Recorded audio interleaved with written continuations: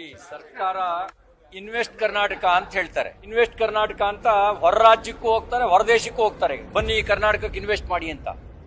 ಕರ್ನಾಟಕದ ಮಣ್ಣಿನ ಮಗ 800 ಕೋಟಿ ರೂಪಾಯಿ ಇನ್ವೆಸ್ಟ್ ಮಾಡಿ ಅವ್ರಿಗೆ ಇನ್ವೆಸ್ಟ್ ಮಾಡಿದವ್ರಿಗೆ ಈ ನಮೂನೆ ಕಿರುಕುಳ ಕೊಡ್ತಾ ಇದ್ದಾರೆ.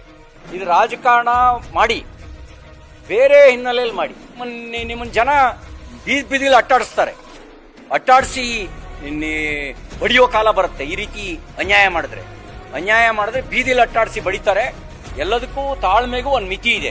ಅದು ಆ ತಾಳ್ಮೆ ಪರೀಕ್ಷೆ ಮಾಡಕ್ ಹೊಟ್ಟಿದ್ದೀರಿ ನೀವು.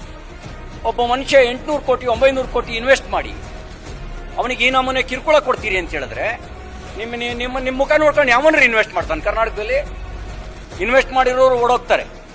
ಇದಕ್ಕೂ ಒಂದು ತಾಳ್ಮೆಗೂ ಒಂದು ಕೊನೆ ಇದೆ.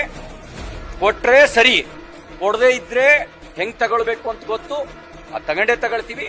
ನೀವು ಇದ್ರಲ್ಲಿ ರಾಜಕಾರಣ ಮಾಡುವಂತ ಕೆಲಸ ಮಾಡಬೇಡಿ ಅಂತ ಎಚ್ಚರಿಕೆ ಮಾತನ್ನು ಅಷ್ಟೇ ಹೇಳಿಕ್ ಬಯಸ್ತೇವೆ.